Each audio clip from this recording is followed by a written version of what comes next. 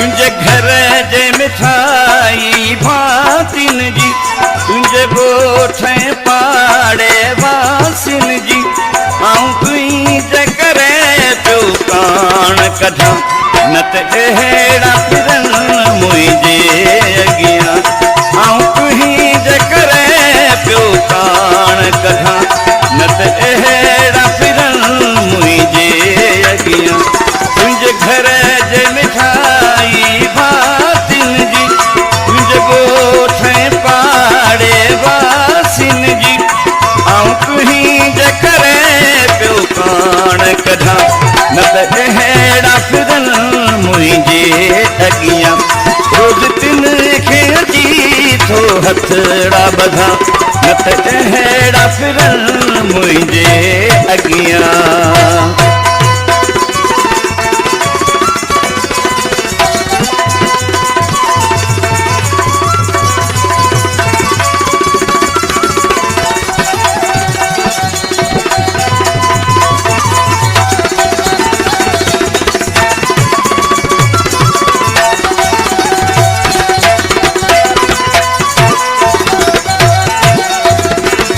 दिलवा तॾहिं मजबूर आहियां, ही सहंदो तॾहिं सूर आहियां।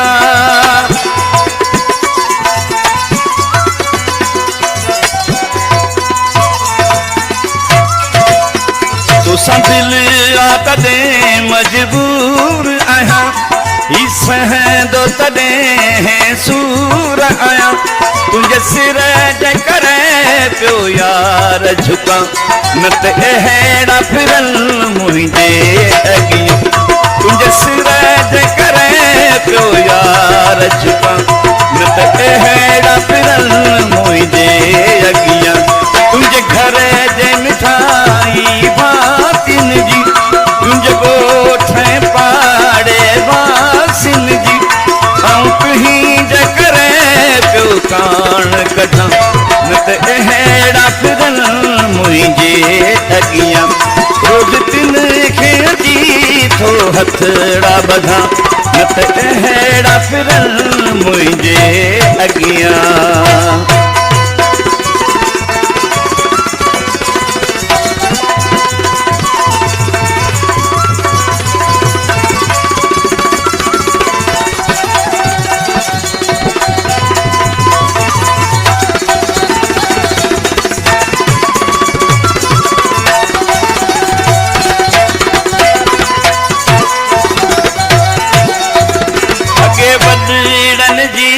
इहा चवेरी हुई, कंदो शींहुं सहे के सलाम मची।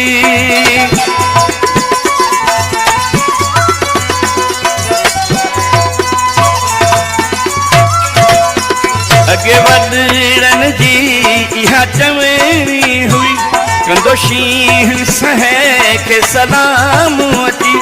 तुंहिंजे प्यार में पियो ही ॾींहुं ॾिसां, न त अहिड़ा फिरनि मुंहिंजे अॻियां। तुंहिंजे प्यार में पियो ही ॾींहुं ॾिसां, न त अहिड़ा फिरनि मुंहिंजे अॻियां। तुंहिंजे घर जे मिठाई भातिन जी, तुंहिंजे ॻोठ पाड़े वासिन जी, आऊं तुंहिंजे करे पियो कान कढां, न त अहिड़ा फिरनि मुंहिंजे अॻियां।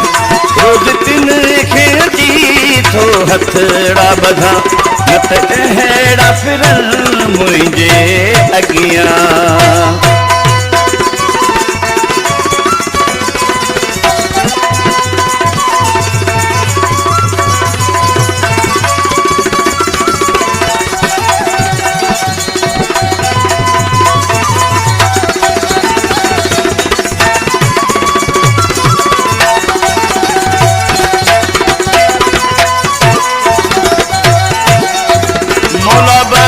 शक तूं ई लॻी थो मिठो, चवे सूमर मूंखे बसि तो आकुठो।